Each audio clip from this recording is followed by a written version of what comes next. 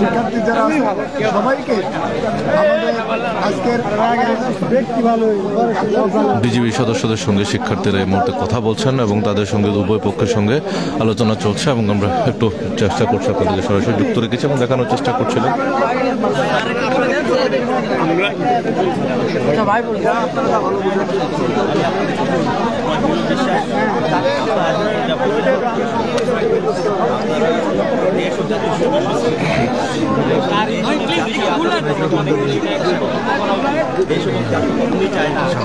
ভাই মাইক্রোফোনটা দিন তো। আমি তো বললাম যে আপনারা যে কথা দিয়েছেন কথা রাখবেন, আপনারা আপনাদের শিক্ষা প্রতিষ্ঠানগুলোতে ফেরত যাবেন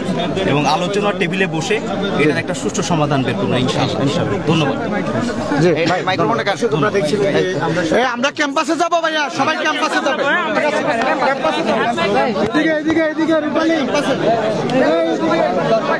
ভাই একটা হ্যান্ড মাইক দেন।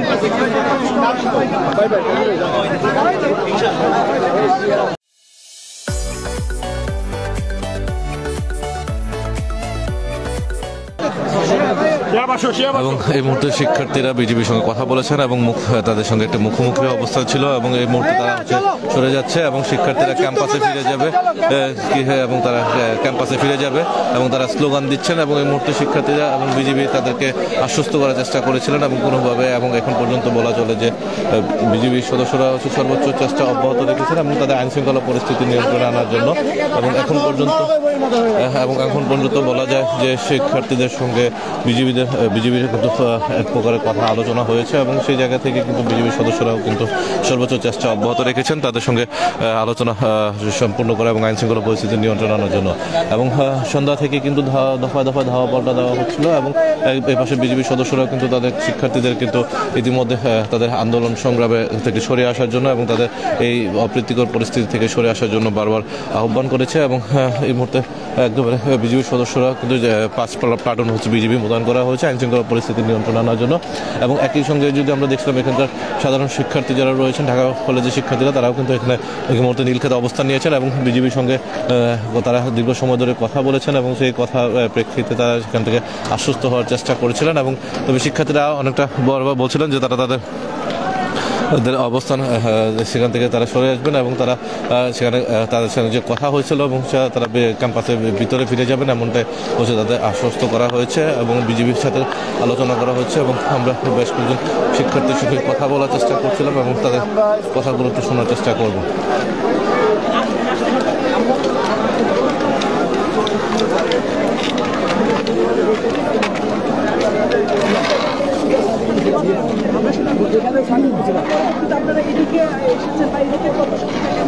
ওইখানেও শান্তিপূর্ণ ছিলাম। জাস্ট উনি বলবে, আমরা আগে নিউজকে আপনাদের বলেছি যে আপনারা জাস্ট বলেন যে উনি মাপ চাইবে, মাপ চেয়ে 5 দফা আছে। আমরা তো ঢাকা বিশ্ববিদ্যালয় নাই, কারণ ওরা তো চোরদের সাথে থাকবো না, বাংলাদেশের শিক্ষা সিন্ডিকেট ওদের সাথে থাকবো না। তো আমরা এর জন্য পরে বলছি যে আমরা ওদের আইসে 1 মিনিট বলবো, মামুন বলবে যে আমরা মাপ চাই পোলাপানের কাছে, কারণ মেয়েদেরকে অপমান করছে, আমাদের সবাইকে মাপ চাওয়ার জন্য আসছি, নিরিবিলি দাঁড়ায় আসছি, ওরা আইসে মাপ চায় না। পরে যখন আমরা ভাইরা বললো, ওরা তখন ওইখান থেকে এগ্রেসিভ হয়ে আসছে, আমরা তো খালি হাতে আসছি, লাঠি সোজা কারো হাতে নাই। পরে পোলাপানের মানে নিরাপত্তার স্বার্থে আমরা একটু পিছন থেকে আসতেছিলাম, পিছন থেকে ওরা হামলা করছে, মামুন বাহিনী হামলা করার পরে তখন পোলাপান আমার ঢাকা কলেজ কেমন আপনারা তো জানেন, এটা তো কেমন পরাজয় মানে না, কখনো মরে যাবে তাও পরাজয় মানবে না। এবং ওই মুহূর্তে পোলাপান পরে ওইখান থেকে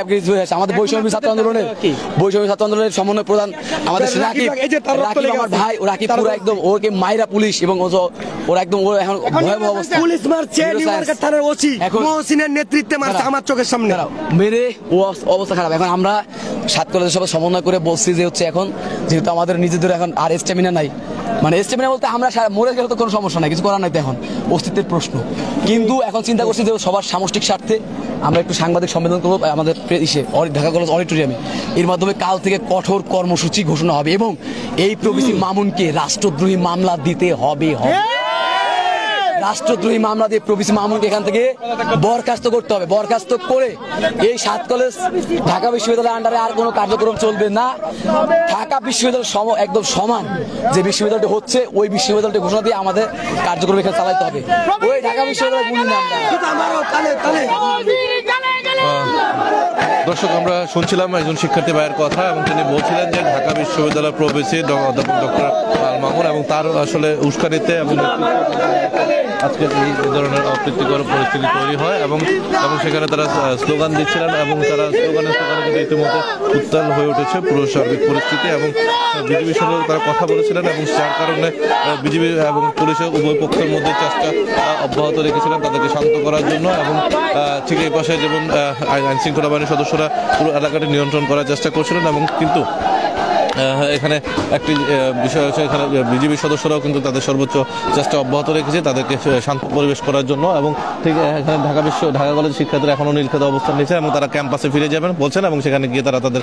একটি সংবাদ সম্মেলন করবেন এবং সেখান থেকে আগামীদের নতুন কালকে থেকে নতুন কর্মসূচি ঘোষণা করবেন এবং এখানে বিজেপি সদস্যদের পাশাপাশি কিন্তু অন্যান্য আইনশৃঙ্খলা বাহিনীর সদস্যরা এবং পুলিশের সদস্যরাও কিন্তু ওখানে অবস্থান নিয়েছেন এবং তারা এখানে এই এলাকাটির মধ্যে হচ্ছে তারা দাঁড়িয়েছেন এবং এখন পর্যন্ত বলা যায় যে পুরো এলাকাটি কিন্তু এখনো থমথমে পরিস্থিতি বিরাজ করছে ঠিক তার ঢাকা বিশ্ববিদ্যালয়ের অন্যান্য এলাকার সাইডে কিন্তু ইতিমধ্যে পুলিশের যে সদস্যরা কিন্তু ঢাকা বিশ্ববিদ্যালয়ের শিক্ষার্থীদের সাথে একত্রিত হয়েছেন এবং যেহেতু উভয় পক্ষের সাথে একটি কঠোর আলোচনা হয়েছে এবং সবকিছু মিলিয়ে এখন পর্যন্ত পরিস্থিতি অনেকটা নিস্তব্ধ হয়ে আসতেছে আস্তে আস্তে এবং ধীরে ধীরে আইনশৃঙ্খলা পরিস্থিতি উন্নতি করার চেষ্টা করছেন আইনশৃঙ্খলা বাহিনীর সদস্যরা এবং তারা পুরো এলাকা জুড়ে কিন্তু এই ধরনের অপ্রীতিকর ঘটনা এড়ানোর জন্য সর্বোচ্চ চেষ্টা অব্যাহত রেখেছেন এবং এখানে যেহেতু তীব্র শীতের রাত এবং একই সঙ্গে হচ্ছে এখানে টিয়ারশেল সাউন্ড গ্রেনেড মারার কারণে অনেকের মুখে এবং চোখে জ্বালা শুরু হয়েছিল এবং যেটি আসলে নিয়ন্ত্রণ করার জন্য সর্বোচ্চ চেষ্টা অব্যাহত রয়েছে। দর্শক, এই ছিল আমার কাছে এখন পর্যন্ত সর্বশেষ তথ্য আপনাদের জানানোর চেষ্টা করছিলাম নীলক্ষেত মোড় থেকে। আবারও পরবর্তী যুক্ত হবো নতুন তথ্য নিয়ে আপডেট নিয়ে। সে পর্যন্ত ভালো থাকুন, সুস্থ থাকুন, সঙ্গেই থাকুন।